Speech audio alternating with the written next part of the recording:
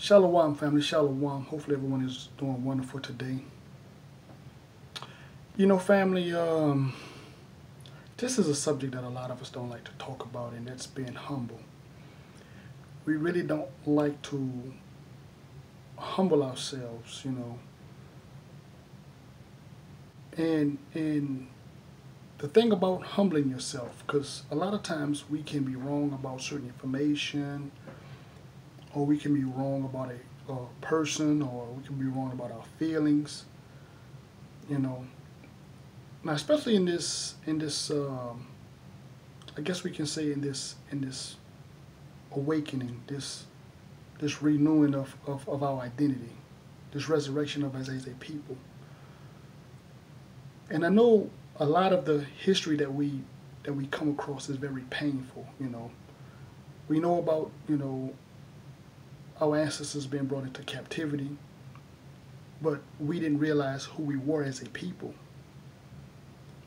But now realizing who we were as a people, or who we are as a people, and what is the spiritual connection with this captivity, there's a lot of finger pointing, there's a lot of blame. And rightfully so, don't get me wrong, rightfully so.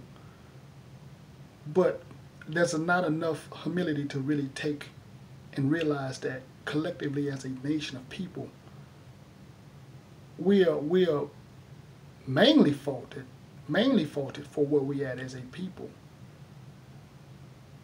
I mean, if we really look into our records, we disobeyed the Most High. So that's a very hard pill for a lot of us to swallow.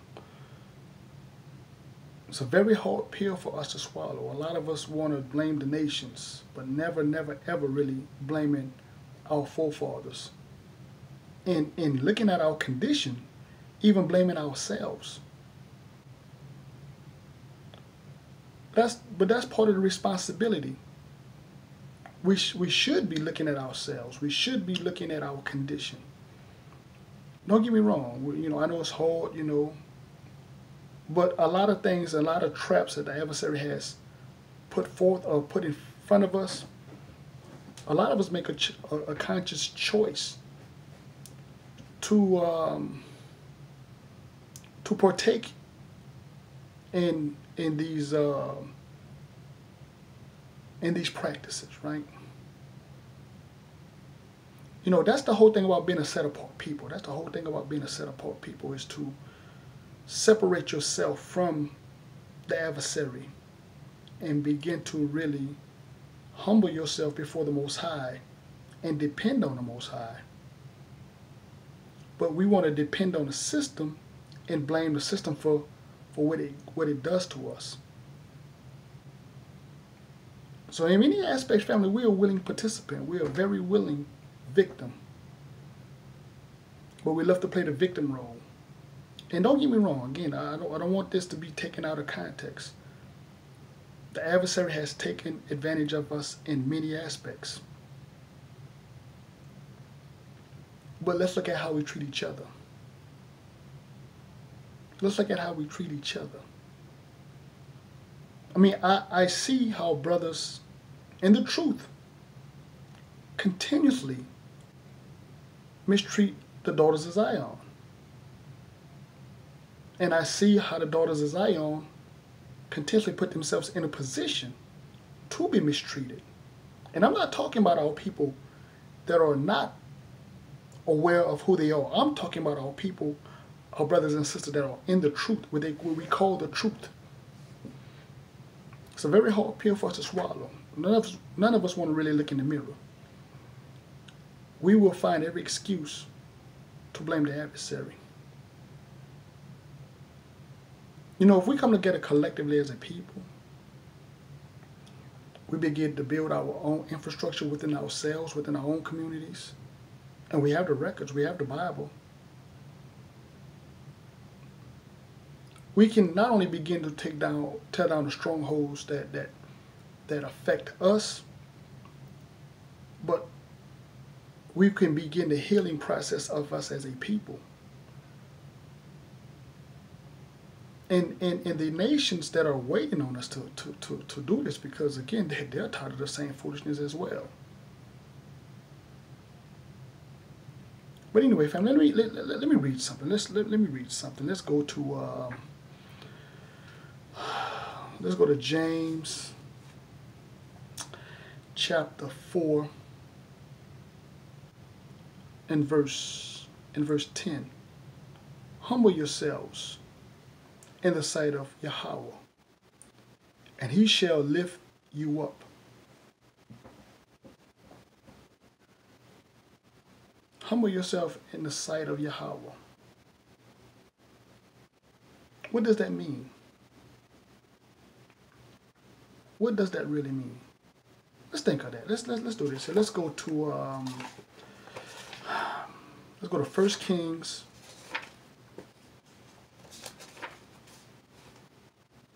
chapter 8, and let's start off at verse 44. If thy people go into battle against their enemies, or whithersoever thou shalt send them, and shall pray unto Yahweh towards the city which thou hast chosen, and towards the house that I have built for thy name, then hear in heaven their prayer and their supplication, and maintain their cause. See, as we deal with the adversary, we should be humbling ourselves before the Most High first and foremost. Humble yourself before the Most High first and foremost. But we're not trying to humble ourselves in front of the Most High and let the Most High maintain our cause. Let's go to verse 45 again. Then hear thou in heaven their prayers and their supplication, and maintain their cause. If they sin against thee, for there is no man that sinneth not, and thou be angry with them, and deliver them to the enemy, so that they carry them away captive, into the land of the enemy far or near. Yet if they bethink themselves in the land whither they were carried captive, and repent, and make supplication unto thee in the land of them that carried them captive, saying, We have sinned, and we have done perversely, we have committed wickedness, and so return unto thee with all their heart and with all their soul in the land of their enemies, which led them away captive, and pray unto thee toward their land, which thou givest unto their fathers, the city which thou hast chosen, and the house which I have built in thy name. Then hear thou their prayers and supplication in heaven, thy dwelling place, and maintain their cause. See, we don't want to repent. We don't want to say that we have done wickedness. We don't want to say that we have sinned. We keep on blaming the nations. But this is part why we can't even get ourselves together, because we will not come before the Most High and humble ourselves. Camps want to exalt themselves. Organizations want to exalt themselves. Brothers and sisters want to exalt their Israel. Well, I'm Israel. I'm Israel. Let's deal with that right fast. Let's go to Matthew. Matthew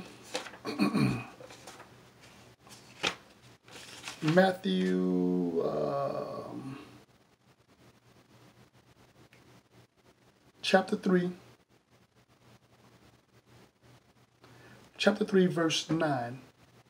And think not to say within yourselves, We have Abraham to our fathers. For I say unto you, that Elohim is able to these stones to raise up children unto Abraham. See, once we have come into the knowledge of who we are, just knowledge, not wisdom, just knowledge of who we are, we haven't turned that knowledge into wisdom and begin to pray, make supplication, humble ourselves before the Most High, say that we have done wickedly. That's what this really is about. Humbling yourself before the Most High. The reason why the adversary, the reason why the nations have enslaved us, have put us in captivity, is because we broke the covenant with the Most High. We broke the laws of the Most High. A lot of brothers and sisters, that's hard for them to swallow. It's the pride. It's pride.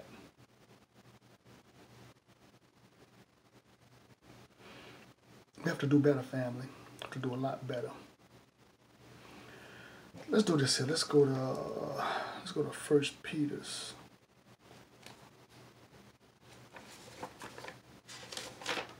Let's go to 1 Peter's chapter 5.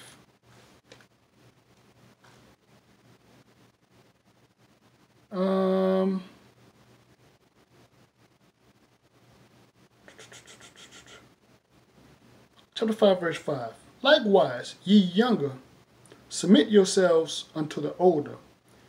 Ye all of you, be subjected one to another, and be clothed with humility. For Elohim resisteth the proud, and giveth grace unto the humble. You know, it's a shame how a lot of us treat a lot of the older brothers and sisters. And again, I humble myself even before people that are younger than me. But that's something our people don't want to do. They hold on to that pride, self-exaltation. I've been in troop for so many years. I'm part of such and such camp. You know, I'm this, I'm that. Again, man, can't let it go. Cannot let it go. Cannot let that go. Let's read something else. Let's go to Matthew.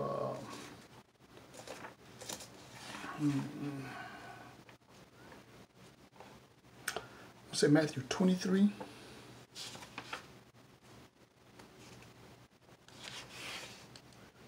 Matthew 23.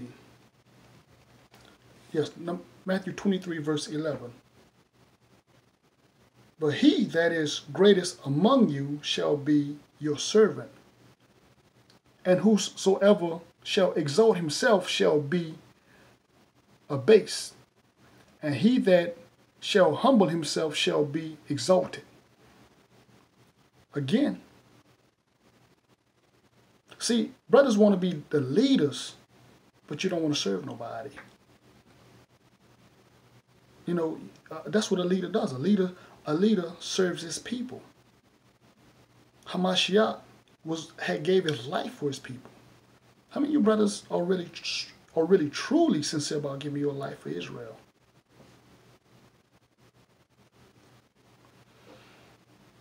It's a lot of arrogance, man. A lot of arrogance out there. You know, but again, you know,